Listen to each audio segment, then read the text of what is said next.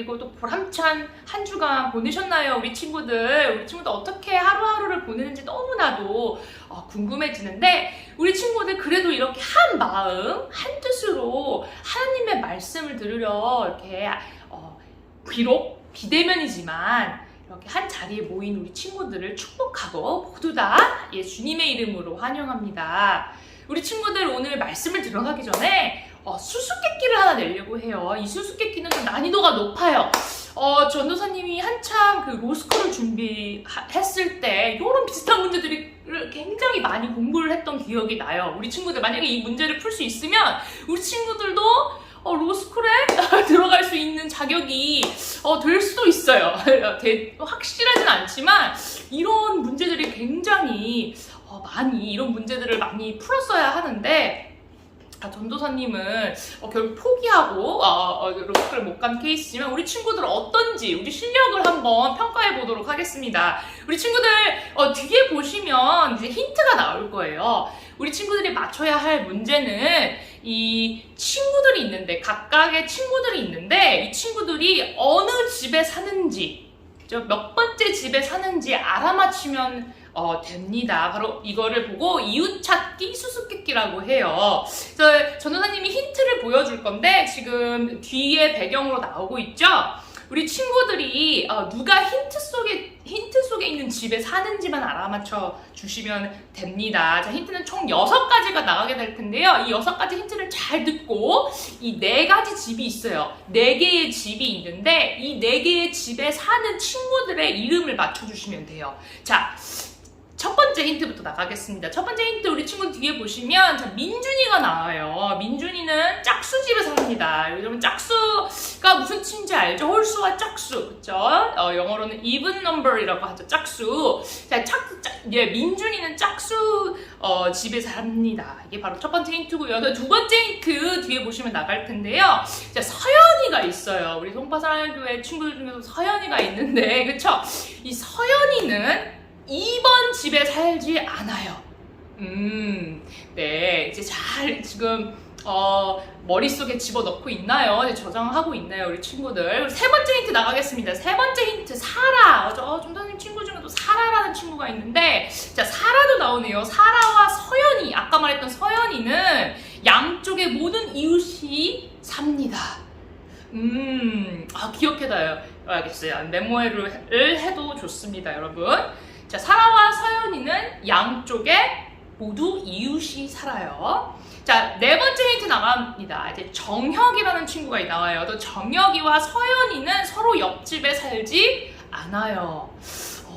그렇죠. 정혁이와 서연이는 서로 옆집에 살지 않는다. 다섯 번째 힌트 나갈게요. 민준이와 사라는 서로 옆집에 살지 않아요.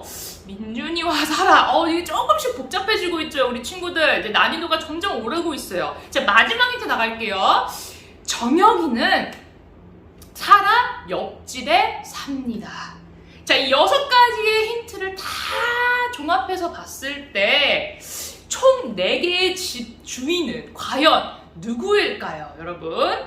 1번, 2번, 3번, 4번 이렇게 차례대로 집이 나열되어 있는 거 볼 수 있는데, 누가 어디에 사는지 알아내기가 우리 친구들 사실 조금 어려울 수도 있어요. 우리 한번 정답을 한번 맞춰볼까요? 네, 우리 한번 시간을 줄 테니까 우리 친구들 한번 맞춰볼게요. 그리고 우리 답변을 한번 나눠보도록 하겠습니다. 그래서 어떤 친구들이 맞았나 한번 저 도노사님도 한번 맞춰보고 싶고 한번 보고 싶은데, 네, 정답을 아시는 분. 자, 뒤에 또 나오죠. 집 순서와 또 어떤 친구의 집인지 이제 정답을 보여드리도록 하겠습니다. 자, 첫 번째 집에는 누가 살게 되었죠?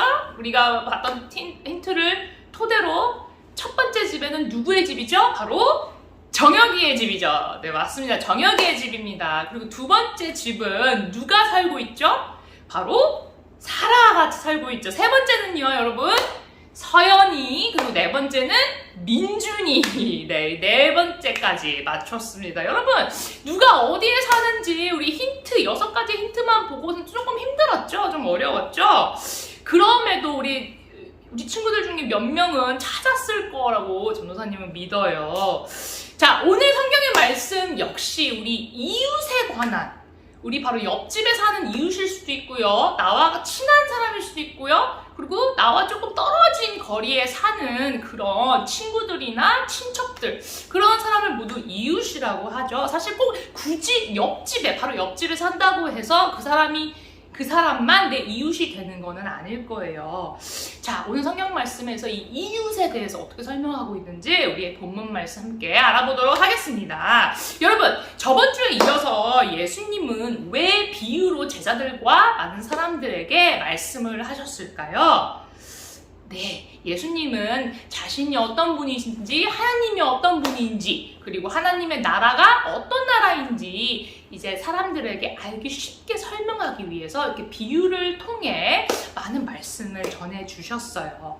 자, 어느 날이었어요. 어느 날 이제 예수님에게 어떤 한 율법 교사, 즉 율법을 사람들에게 가르치는 선생님 같은 역할을 하는 그런 율법 교사가 예수님께 와서 아주 흥미로운 질문을 하게 됩니다.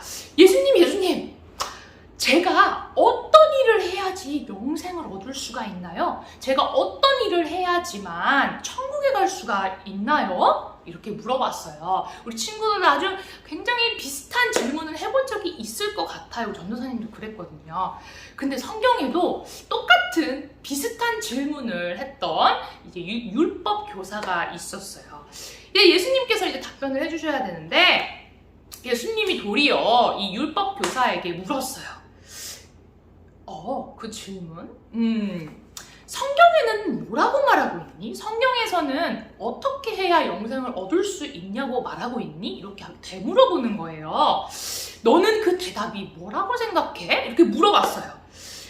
이 당연하게 이 성경에 대해 전문가였던, 성경을 거의 눈 감고 줄줄줄 외울 정도로 아주 지식이 풍부했던 이 율법 교사는 약간 살짝 놀라서 성경에서는 내 마음과 다하여 내 목숨을 다하여서 힘을 다하고 뜻을 다하여서 주 너의 하나님을 사랑하라고도 했고요. 그것만큼 또 네 이웃을 너의 몸같이 너 자신같이 사랑하라 라고 되어 있습니다. 그랬더니 예수님께서 그래, 너가 지금 한 말, 그 말이 바로 정답이야 라고 하셨어요. 그렇게 해. 너가 그렇게 하면 영생을 얻을 수가 있어. 그러자 이 율법 교사는 또다시 궁금한 점이 생겼어요. 그렇군요. 되게 심플한 정답이군요. 그런데 예수님, 한 가지 더 질문이 있어요. 그렇다면 내 몸과 같이 내 이웃을 사랑하라고 하셨는데 그렇다면 제 이웃은 과연 누가 될까요? 누구인가요?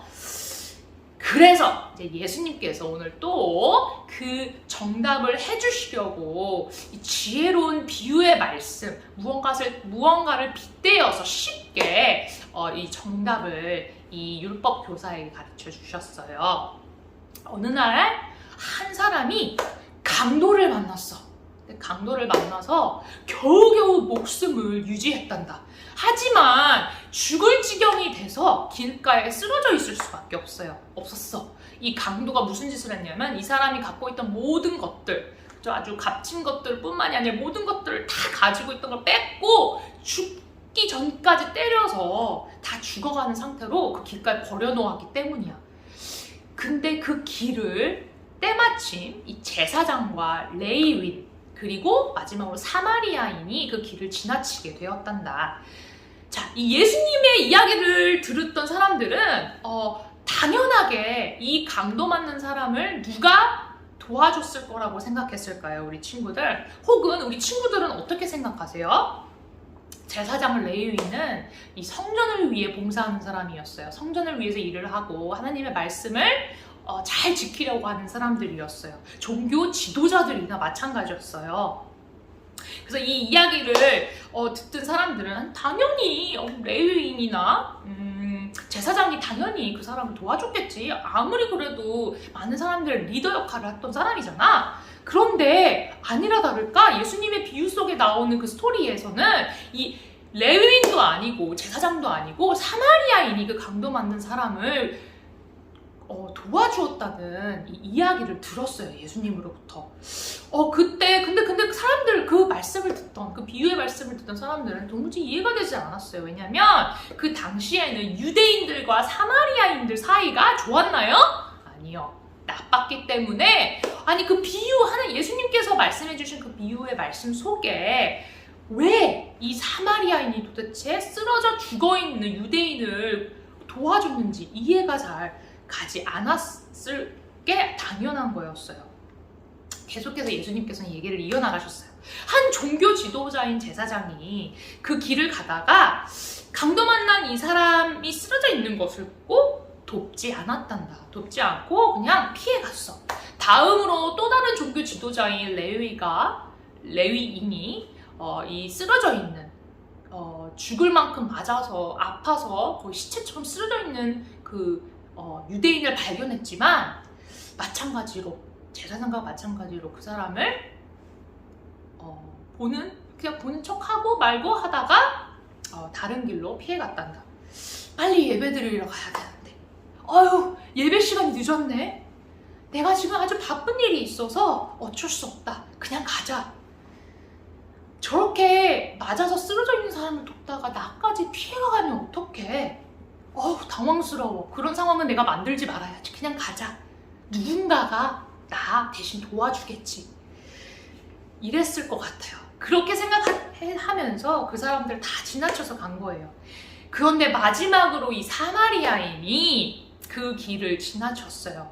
근데 이 강도 만난 사람을 적극적으로 도와주기 시작했어요. 다친 상처에 붕대를 둘둘 감아서 붙여주고 꼼꼼히 싸매주고 뿐만이 아니라 자기가 싣고 왔던 나귀에다가 그 사람을 정성껏 옮겨 놓았어요.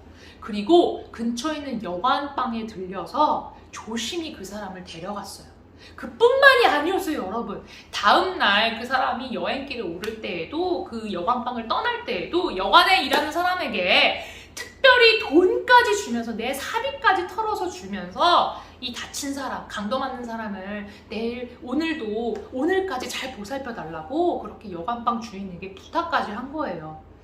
자, 이 예수님의 이야기를 들은 관중들 혹은 그리고 율법 교사들, 이 율법 교사는 당연히 놀랄 수밖에 없었습니다. 왜냐고요? 이 사마리아인이 강도를 만난 사람에게 그렇게 넓은 마음에 자비와 긍휼을 베풀어 주었다고? 사이가 나쁨에도 불구하고 그 사람을 불쌍하게 봤다고? 불쌍하게 본 것뿐만이 아니라 적극적으로 내가 피해가 당할 수 있다는 것도 무시한 채 그렇게 사람을 도와줬다고? 어쩌면 이 율법의 전문가였던 이 율법 교사는 누가 우리의 이웃입니까? 라고 예수님께 처음에 물었을 때 예수님께서 어떤 사람이 우리의 이웃이고 어떤 사람이 우리의 이웃이 아니다! 이렇게 목록을 다 정해서 뽑아주시기를 원했는지도 모르겠어요, 우리 친구들. 하지만 예수님의 답변은 뜻밖이었습니다. 예수님께서는 오늘 이렇게 사마리아인의 도움을 준 이 긍휼과 자비의 마음이 드러나는 비유를 통해서 하나님을 믿는 사람은 모든 사람을 사랑해야 되고 긍휼해야 되고 긍휼하는 마음을 베풀어야 되고 자비로워야 한다고 이렇게 말해주고 계세요. 그리고 내가 가진 그 사람을 도움이 필요한 사람들에게 사랑으로 표현을 해야 한다는 것도 그 사실도 가르쳐 주셨어요. 여러분, 사실 이 말씀을 잘 들여다보면 우리도 역시 이렇게 강도 만난 유대인들, 그쵸? 그 비유 속에 있는 강도 만난 사람과 다를 것이 하나도 없는 것 같습니다. 우리에게는 사마리아인의 도움이 필요해요. 죄와 죽음에 처참히 찢겨지고 상처받고 죽어있는 우리들, 쓰러져 있는 우리들도 사마리아인의 도움과 같은 구원의 손길이 꼭 필요해요. 죄를 짓고 길가에 무기력하게 쓰러져 있기 때문입니다. 우리의 힘으로는 회복할 길이 없기 때문입니다. 하지만 하나님께서는 이 착한 사마리아 사람처럼 우리를 그대로 그 길가에 내버려 두지 않으시고 구원자를 보내주셨어요. 우리를 죄와 죽음에서 구원하시려고 하나님의 아들 독생자 예수님을 우리에게 보내주신 거예요. 예수님은 우리의 죄 때문에, 우리의 죽음 때문에 십자가에 달려 대신, 우리 죄 대신 돌아가시고 죽으시고, 그리고 우리가 영생을 얻도록 예수님께서는 다시 살아나셨어요. 다시 부활하셨어요. 그래서 우리의 예수님의 죽음, 십자가의 죽음과 부활을 믿기만 하면 우리도 역시 영생을 얻을 수가 있는 거예요. 그쵸? 이렇게 하나님은 길에 쓰러져 있던 것뿐만이 아니라 죽어가던 우리를 일으키셨고, 지금도 우리를 돌보시고 계세요. 우리 친구들 믿나요? 네, 아멘입니다. 그리고 하나님, 그리고 예수님, 그쵸? 예수님 역시 우리에게 도움이 필요한 사람들은 언제든지 적극적으로 내가 가진 것을 아끼지 않고 이웃을 사랑하고 내 마음과 내 정성을 다해서 돌보라고 그렇게 우리를 부르셨어요. 우리를 예수님의 자녀로 부르셨어요. 사실 여러분 생각해보면 오늘 사마리아인처럼 또는 하나님처럼 다른 사람들에게 자비를 베풀고 용서를 한다든지 또 긍휼을 베푸는 그런 마음을 갖기가 사실 쉽지는 않은 것 같아요. 특히 요즘 같은 세상에 팍팍하고 자비 없는 이 세상 속에서 그렇게 하나님께서 우리를 부르신 대로 살아가기가 참 힘들 것 같아요.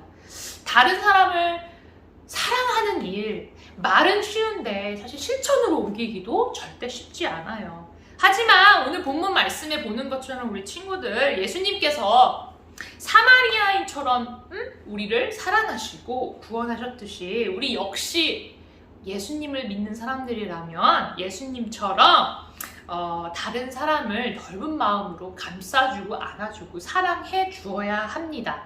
우리가 그렇게 부름을 받았기 때문이에요.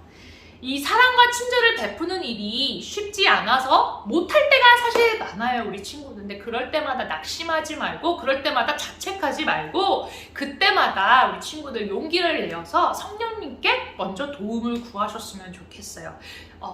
성령님, 내가 이렇게 약한 존재입니다. 쉽게 사람을 판단하고 정죄하고 사람들을 미워하는 존재입니다. 사랑이 없는 사람입니다. 하지만 저는 예수님의 자녀 아닙니까? 제가 예수님을 믿습니다. 예수님께서 약속하신 성령님을 저에게 보내주셔서 사랑할 수 있도록, 친절을 베풀 수 있도록 도와주세요 라고 이렇게 성령님께 부탁하고 의지하는 모습을 보면 예수님께서 아주 기뻐하실 거예요. 그래서 오늘보다 내일 더 이웃을 더 내 몸과 같이 사랑할 수 있도록 예수님께서, 성령님께서, 하나님께서 도와주실 겁니다. 우리 친구들 믿나요? 네, 우리 하나님 아버지 너무나도 감사하죠. 이런 모든 일을 가능하게 해주신 우리 하나님께 오늘도 예배드리는 우리 친구들 되었으면 좋겠고요. 또 기도로 마무리하면서 우리 친구들 앞으로 있는 일주일 동안 내가 힘들지만, 그쵸? 내 의지로는 잘 안 되는 걸 알지만 그래도 우리 예수님께 의지하고 성령님께 의지하면서 내 이웃을 사랑하는 마음을 가져보는 건 어떨까요? 우리 친구들 기도로 마무리하겠습니다. 기도하겠습니다. 하나님 아버지 감사합니다. 오늘 사마리아인의 비유를 들어서 우리에게 누가 이웃이고 이웃을 어떻게 사랑해야 하는지 가르쳐 주셔서 너무나도 감사합니다. 이 귀한 말씀 꼭 기억하고 마음에 새겨서 일주일 동안, 일주일뿐만이 아니라 앞으로 살아가는 동안에 내 이웃, 많은 사람들, 모든 사람들을 내 몸과 같이 사랑하게 하여 주시고, 비록 힘든 순간이 있지만 그 순간 속에서 성령님의 도움을 받아서 예수님의 참 부르심에 잘 응답하는 우리 친구들 될 수 있도록 도와주시고 항상 함께하여 주시고 우리 길을 인도하여 주세요. 이 모든 말씀 예수님의 이름으로 기도하였습니다. 아멘. 우리 친구들, 그러면 다음 주에 또 말씀으로 함께 보게 되겠습니다. 우리 친구들 그때까지 건강하고 행복하시길 바랄게요. 예수님의 이름으로. 우리 친구들 잘 가요. 우리 또 만나요.